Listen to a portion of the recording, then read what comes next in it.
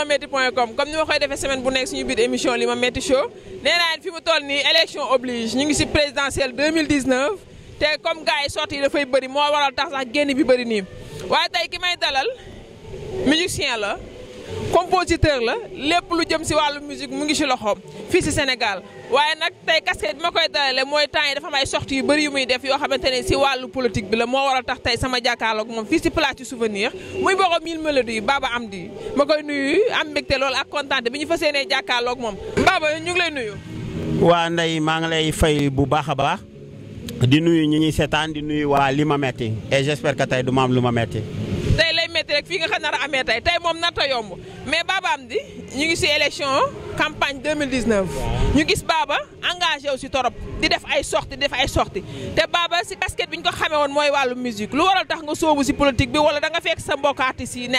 artiste am na droit politique. waaw peut-être que gars yi ñu ngi ma ciy doog a seetlu mais il faut dire que moi j'ai toujours été un artiste engagé yàgg na ça ne date pas d'aujourd'hui donc bu ma gisaan loo xam ne jaarul yoon man dama daan def benn sortie daal di koy wax donc ça ne date pas d'aujourd'hui et puis un artiste aussi da nga war a engagé quelque part pour sa waa réew.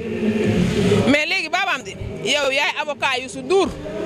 wala ba waral tax Sonko génn wax li muy wax Youssou Ndour yow nga ne yaa koy défendre te Youssou Ndour am ñu ko défendre pourquoi yow nga war a jug di défendre Youssou Ndour lu teg fan nga ko teg.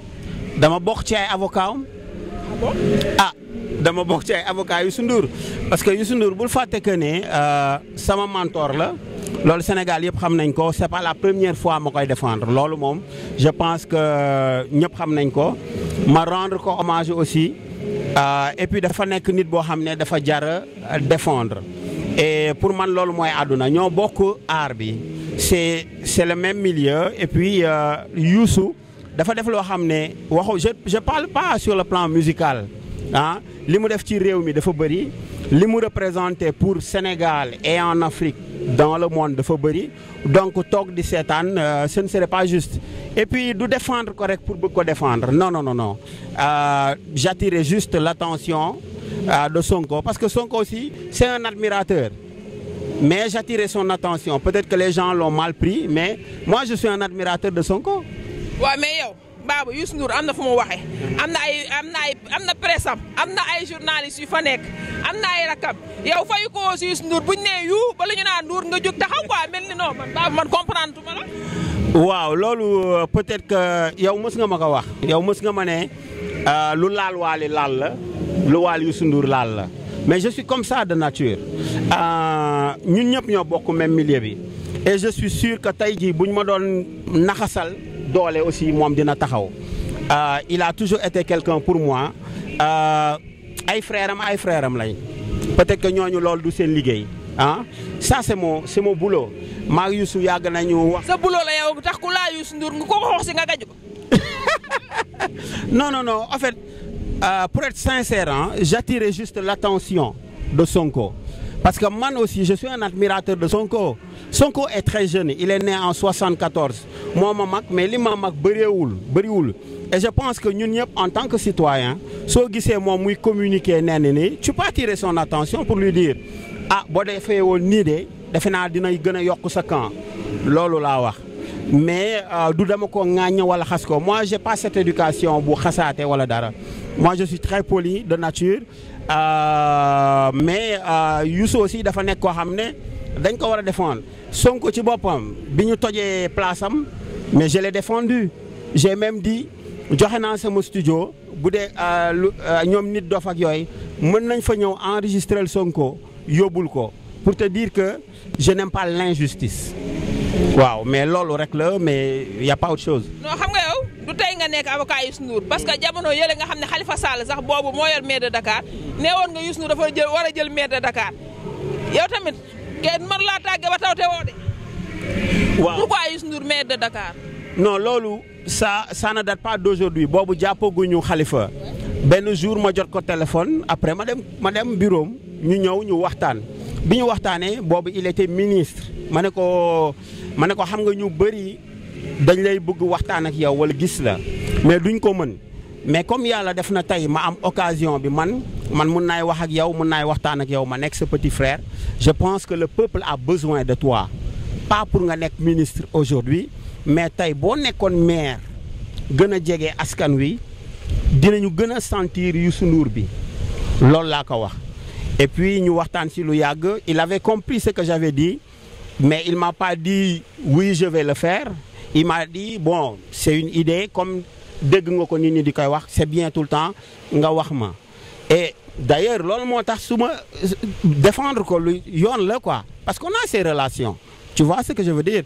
bi ma ko waxee ñu waxtaan ci soo duggee ci net bi di nga ko gis mais tu sais journalistes yi nag après ñoom ñooy titré lu leen neex quoi on a écrit Baba Amdi demande à Youssou Ndour de briguer la mairie de Dakar xam nga alors que c'était une proposition. xam nga Youssou sax li tax tontu la ci loolu man dama koo bëgg lool parce que xam na ne yow da nga mën a jayaate da ngay jay ganaar ba muy wokku nit te fekk amul ay we ndax Youssou Ndour casquette yi mu yor rek talul nekk maire de Dakar parce que maire de Dakar aussi charge bu lourd la. non boobu il était ministre de la culture et du tourisme donc man coow li bëri woon na ñu koy wax Youssou warul nekk ministre dafa war a way et man ma ne ko ah gars yu bëri de li ñuy wax moom mooy Youssou bu nekkoon maire dina ko réussir parce que il a tellement fait pour son pays maire dafay jege xam nga maire moom waaw day jege askanam et je lui avais proposé ma ne ko mais pourquoi pas bu élection amee nu mu tudd laajal pour nga jël mairie bi et mais Youssou a beaucoup de respect pour ces gens-là jamono boobu waxuma ne oui je vais le faire il l'a jamais dit il m'a dit ah Baba bon yow moom da nga baax rek li ma yéene moo bëri tu vois mais Khalifa sama nit la et mais bon il m'a fait savoir il ne me l'a pas dit directement il m'a fait savoir ci diggante mag ak rak ah ne ma bon ça va être compliqué souhaité wu ma ko nii jël ko ci loxo Khalifa donc vraiment il a été très poli waaw. ñu gis nag Baba Amdi instant bi 5 candidats moo fi nekk mais yow candidat yi lan moo tax fësalagoo sa taxawaay am na si ñoo xam ne say xarit lañu. que muy opposition que muy pouvoir. yow da ngay cuuj fii du cuuj fii loolu mooy sa problème moo tax mën a goo choisir ne camp bi laa far parce que ba si opposition bi dégg naa ne aussi am na lu ma forcé wu béy ne am na si ñoo xamante ne yow da nga bokkoon ak ñoom seen wàllu communication parce que da ngay def communication di ko nëbb. waaw communication peut-être gars yi dañ ma xam ci communication musique rek communication la c'est vrai que opposition bi am naa ci ay xarit tey jii su ma taxawee ma ne Bougane du sama xarit damay wax lu ma neex tu vois su ma taxawee que ne ma ne am na ñoo xam ne musuma liggéey ak ñoom amaana am na ñu may dégg dinañ ne booy bi waxul dëgg parce que ci 5 candidats yi am na ci koo xam ne mus naa liggéey ak moom moom jabaram ak secrétaire am pour jàppale ko ci communication bi qui n'avait rien à voir ak cellule de communication bi mu monté woon et donc ça c'est mon boulot ça fait partie de mon boulot mais j'ai eu l'honnêteté Idrissa Seck la parce que lu wax boo koy wax parfois da nga koy ñemee mu leer parce que télé ngay nekk ci net bi nga nekk et dafay permettre sénégalais parfois ñu bañ la gis rek comme pianiste boobu comprendre nga en 2012 dama dem seeti Idrissa Seck maag sama benn jigéen mi ne ko kii dama la ko indil parce que xam naa ne lu weesu musique il fait de la communication et puis am na jagle am na lu ko yàlla may ci communication mais ba may tàmbali waxtaan bi dama ne Idi moi je suis wadiste Idrissa ne ma ah bon mu ne Idrissa. ah donc yow tu es engagé xam nga ne wadiste nga ñëpp xam nañu yow wadiste nga. boobu damay expliquer je veux dire 2012 boobu bi ma jàkkaarloog moom j'ai été sincère juste pour dire que mooy li nga ma wax que ne cuuc fii cuuc fee du loolu mais ni da ngay am sincérité bi ma jàkkaarloog moom nara liggéey ak moom j'ai été sincère je lui ai dit ne ko ah man de wadiste la mu ne ma lan moo waral waxtaan bi ma ne ko ah li waral waxtaan bi mooy dama gis ne mag la. et que gis naa ne ki war a wuutu réew mi mu ngi ci yow qualité yooyu yëpp mu ngi ci yow loolu c'était en 2012 moom il a été très gentleman il l'a compris il m'a dit ah ok d'accord xam nga moom waxam bëriwul il te dit absolument loolu rek la doon wax quoi je me rappelle bi mu waxee loolu après ñu waxtaan ma dem après ba diir jot après nag bi ñu naree collaborer ci yenn affaires yi man secrétaire am Fatou Sok ma koy nuyoo au passage ak jabaram Ndeye Penda ñu def benn liggéey boo xam ne def naa ko subtilement pas taxaw ci mbedd bi campagne non moi je ne fonctionne pas comme ça ñu bëri je travaille ak ñoom mais loolu moo tax xëy na nga naan ma cuuc fii cuuc fële mais du loolu c'était ça juste pour montrer que ne nit da ngay am sincérité même bu ma jàkkaarloog tey Idrissa Seck bëgg beneen nit dinaa ko ne man tey dama ñëw liggéey ak yow mais lii non diw laa bëgg voilà moom mu ne ma kon lan moo waral waxtaan bi ma ne ko non mag la et que yaakaar naa ne yow yaa ko war a wuutu bref après nag bëggootuma xuus ci détail quoi. mais jot leen woon sori quoi si liggéey bi. si on a un peu travaillé. Okay. On a un peu travaillé moo tax ma ne la maa ngi nuyu au passage jabaram Ndeye Penda mu nekk jigéen bu jullite man li may nekk kër Idrissa yëpp doon ko gis julli rek laa ko doon gis muy def tu vois. Aussi ak beneen doomam boo xam ne pour la première fois ma gis benn doomu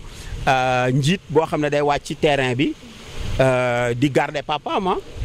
waaw loolu affaire boobu ça m'avait tellement marqué je dis pour la première fois ko day wàcc ci terrain bi fu ñu sànnee lacrymogène mu daw couvrir papa ji ñëwaat je pense que su ma jumul laay la tudd su ma jumul quelque chose comme ça. mais noonu la parce que ñoom itam comme seen papa yi bu ñu nguuroo dañuy nguuru bu ñu lacrymogène bi am dañ koo war a ñam ñoom itam. moo tax je dis je lui tire mon chapeau parce que pour la première fois ma gis loolu mu nekk ci terrain bi je pense que doomam boobu. da nga koy jaawale sax ak garde du corps ak kii ak garde rapproché wu Idrissa Seck yi jamono boobu quoi juste pour te dire que moi je suis très sincère jàkkaarloog nit du tere man ma wax ko kii bi ma ko waxee loolu il avait compris xam nga parce que c'est un nit c'est une personne qui est très waa et puis open mind la comprendre na xam nga borom xam-xam la. parce que Idi boo demee bay war a mën a jëflanteeg moom jëflanteeg secrétaire am wala jabaram il faut am lu nekk sa bopp tuuti waaw parce que il est très cohérent très cohérent yee saay da lay déglu. kenn mënu koo bluffé. non kenn mënu ko bluffé donc da lay déglu rek naan la absolument donc et c'est un homme que je respecte beaucoup mais par la suite bi loolu passé na jeex na. d'accord léegi nag ñu nekk 5 candidats. président Macky Sall. Sonko. Idrissa Seck. PUR ak Madické.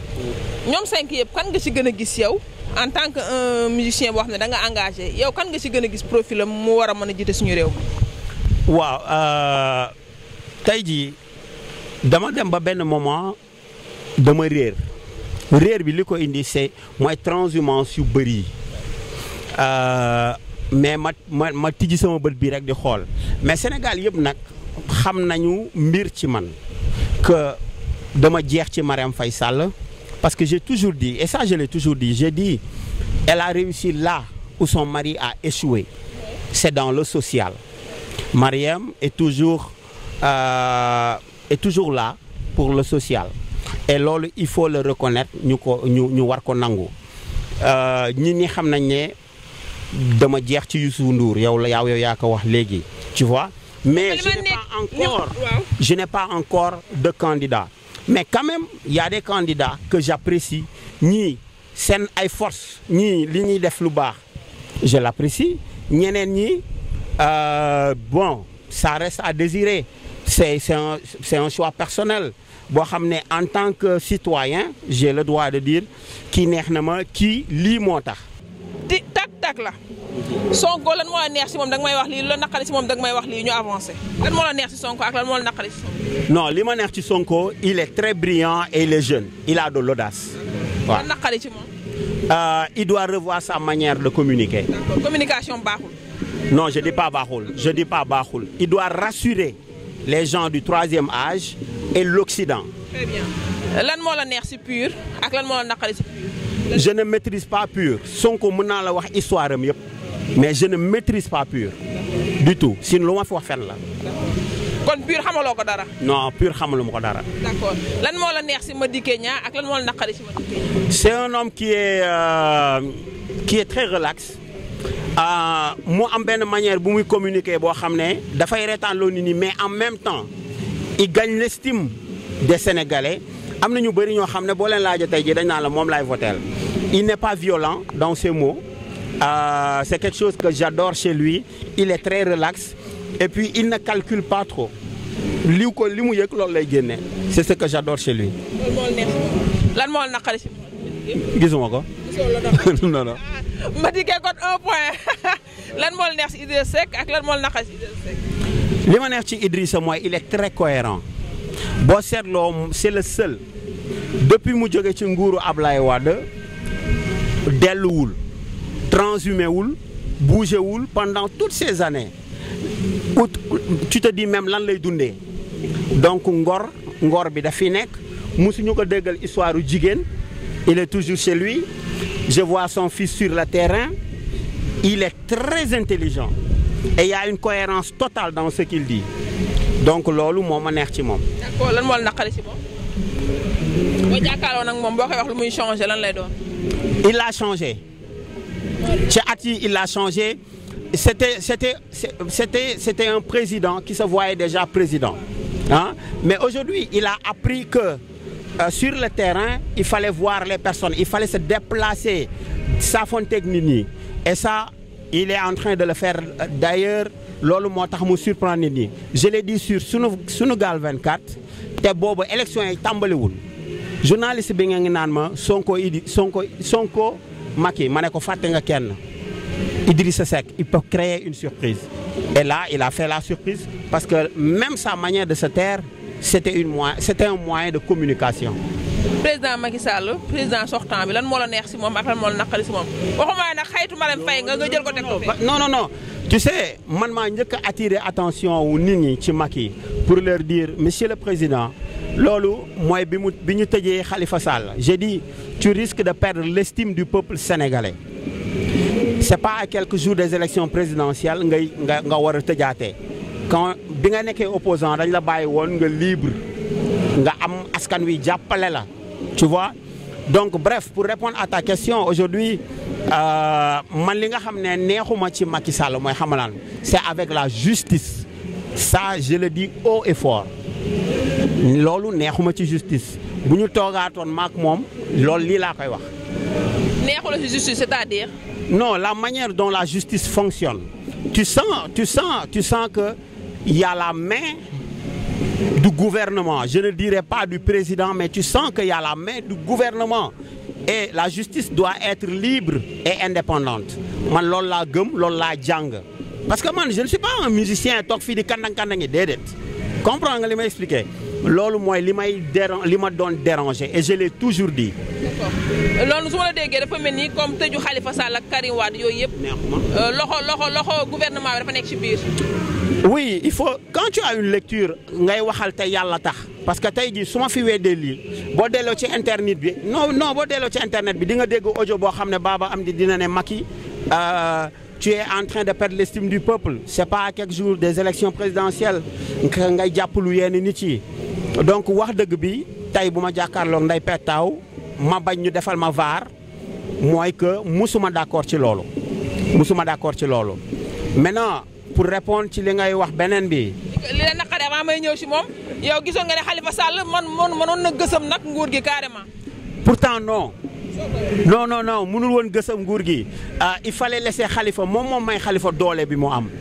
moom moo ko may Khalifa c'était Dakar et il faut rappeler que il y a 1 687 084 personnes inscrites sur les listes yu nekk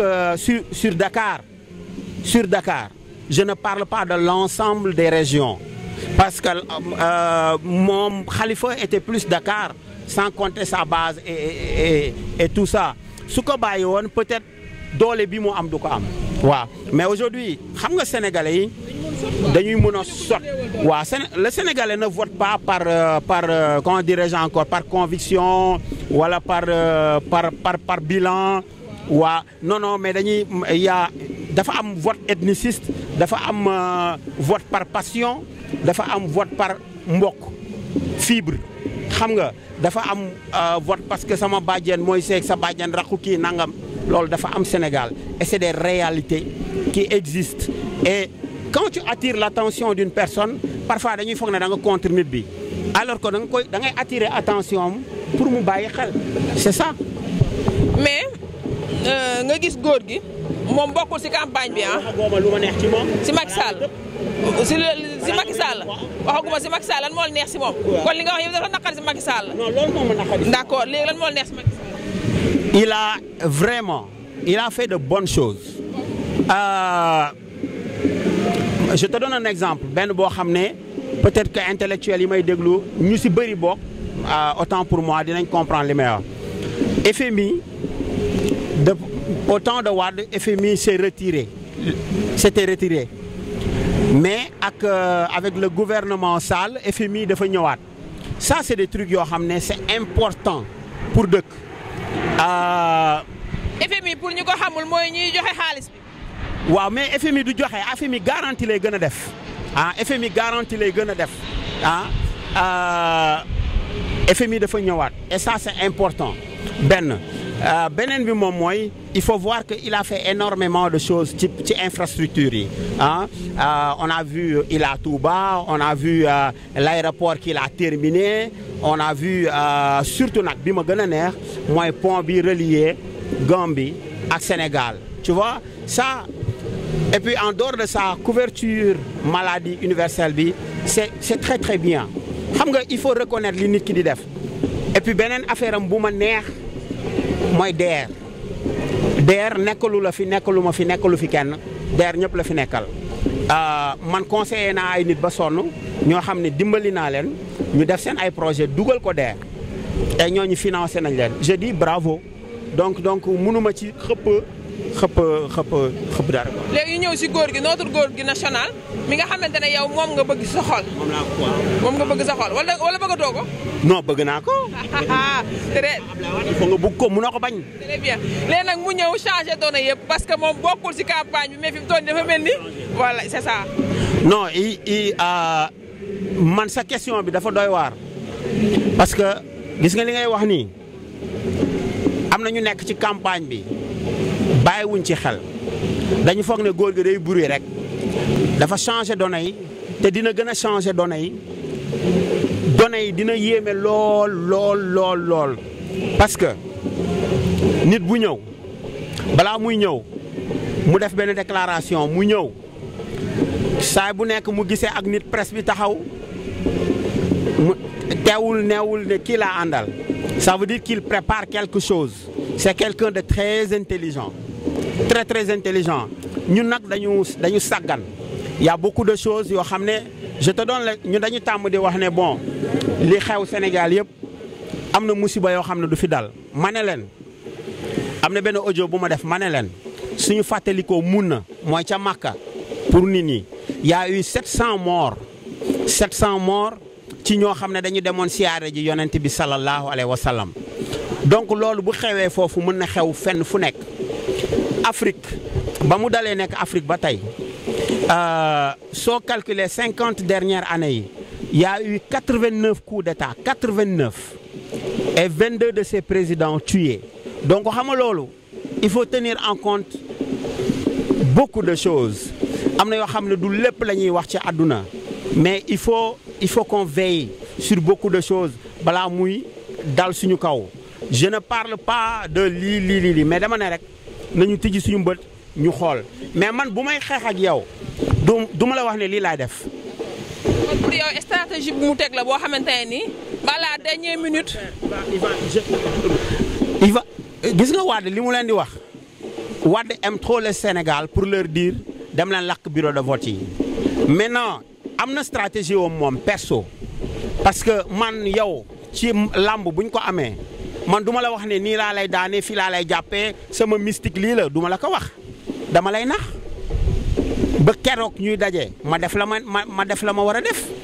mais loolu laay attirer attention wu gouvernement bi je vais être très sincère j'ai de bonnes relations avec beaucoup de personnes yu liggéey ci nguur gi j'ai de bonnes relations ak ñi nekk ci kuje bi am na ci ñu nekk ñoo xam ne damay waxtaan ak ñoom. Faites attention mais ñun dañu sàggan ma wax ko fii ci li ma metti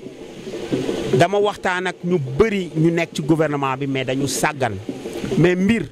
dina dal seen kaw ñu sàggan xam nga loolu lu tax tu sais quand tu es musicien hormis li ngay defaral Nder ak Wale ak Viviane bindal leen mbalax boobu moi je suis un musicien de jazz à la base. Le musicien de jazz da ngay am sa benn public bi yeneen façon nit la c'est des ministres c'est des avocats c'est yeneen façon nit la public bi ay footballeurs lañ ku nekk la et parfois tu as des informations des données je dis pas que j'ai des informations ni des données parfois di nga xam wala soo defee benn puzzle rek tu arrives à booy fréquenter nit ñi da ngay dégganteeg ñoom da ngay xam lii xew tu vois un peu musique jazz moo mel noonu tu vois un peu benn public la boo xam ne c'est très select dafa select quoi et quand tu avertis les gens tu leur dis faites attention bàyyi leen xel balaa bateau la Jolaar bi di tuuru bàyyi leen xel balaa bateau de Jolaar bi duñ ci bàyyi xel dañuy bàyyi ba bateau bi ne teel ñuy doog a daw et c'est l'occasion pour moi. man li ma déggee et vas-y. man li ma déggee mooy nañu def attention parce que réew mi mën na yëngatu à tout moment. non ça élection yi du nuroog yeneen élection yi. kon du yomb daal. non mënul yomb surtout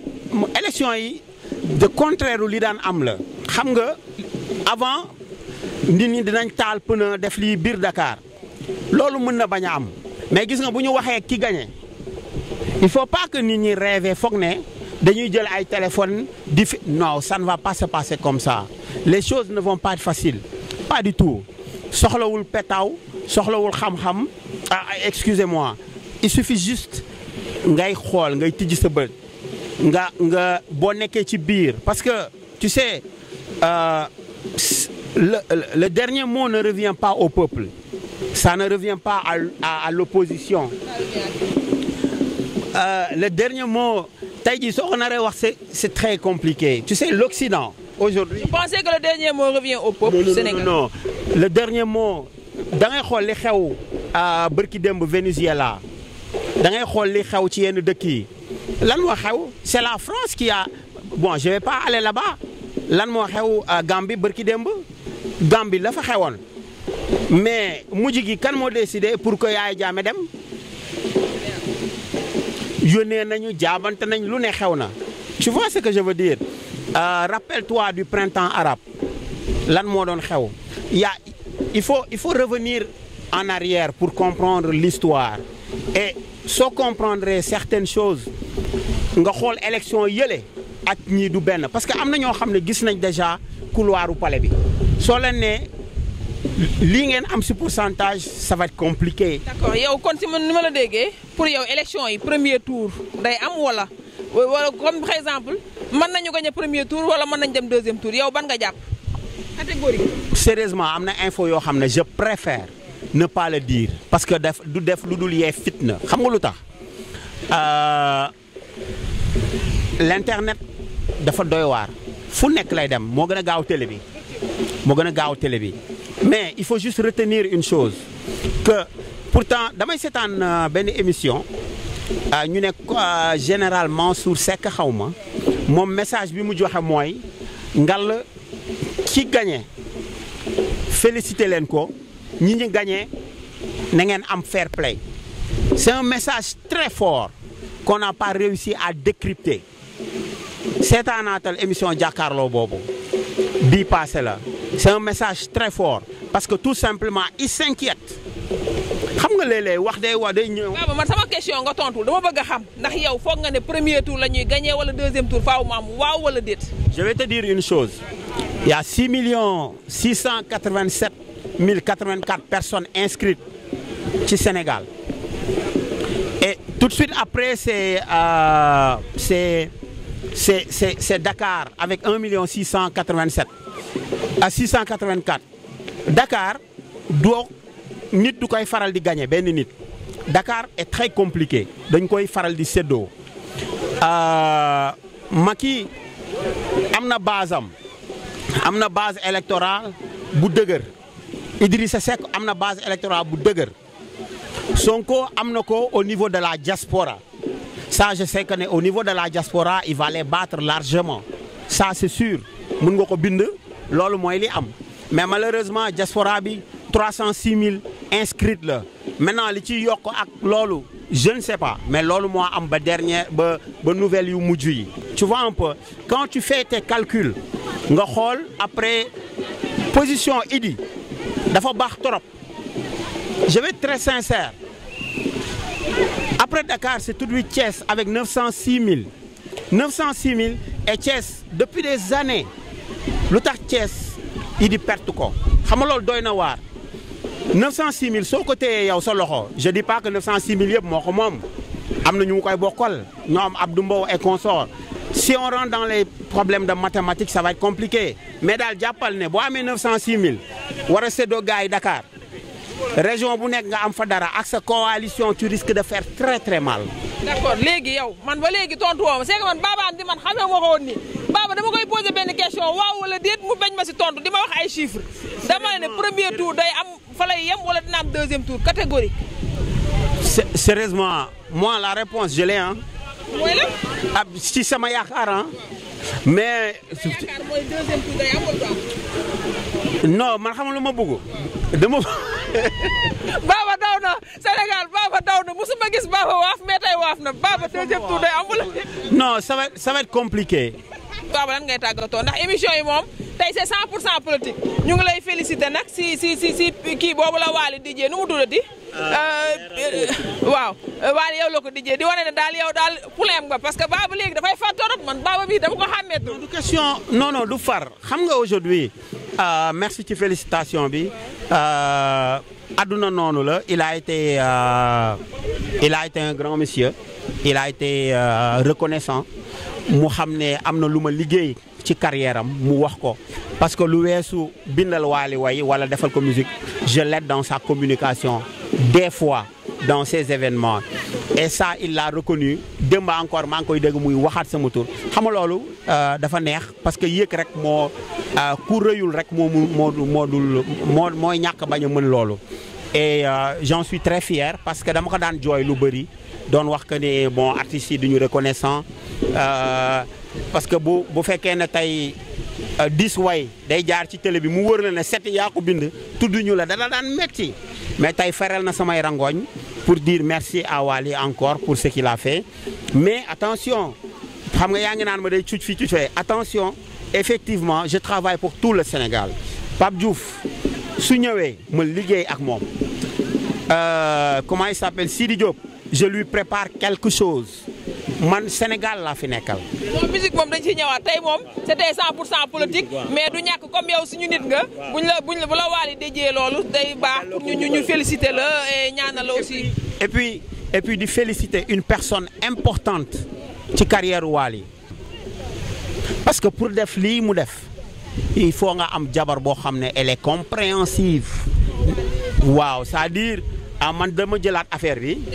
delloo ko.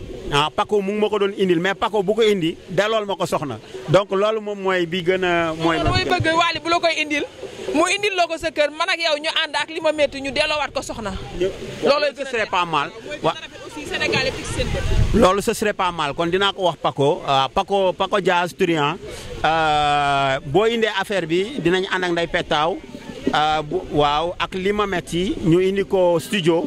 ñu taalaat suñu oto def suñu convoi. ma yóbbul ko soxna yóbbul ko jaaga yóbbul ko coon yóbbul ko bugaan. kon ñu ngi xaar cortège boobu limametti.com xam ngeen ne moom Baba Andi dañuy ànd rek ba géej gi fet tabarkalla macha allah di am mbégte nag si OFT gi nga xam ne saa yu ma ko fëggee rek mu bàyyi ay yitteem ñëw kon dama leen dox daje semaine bii ñëw ak keneen ku may dalal suñu biir Limametti show waaye campagne fi mu toll nii moom jax na fii balaa si souvenir mu ngi toj.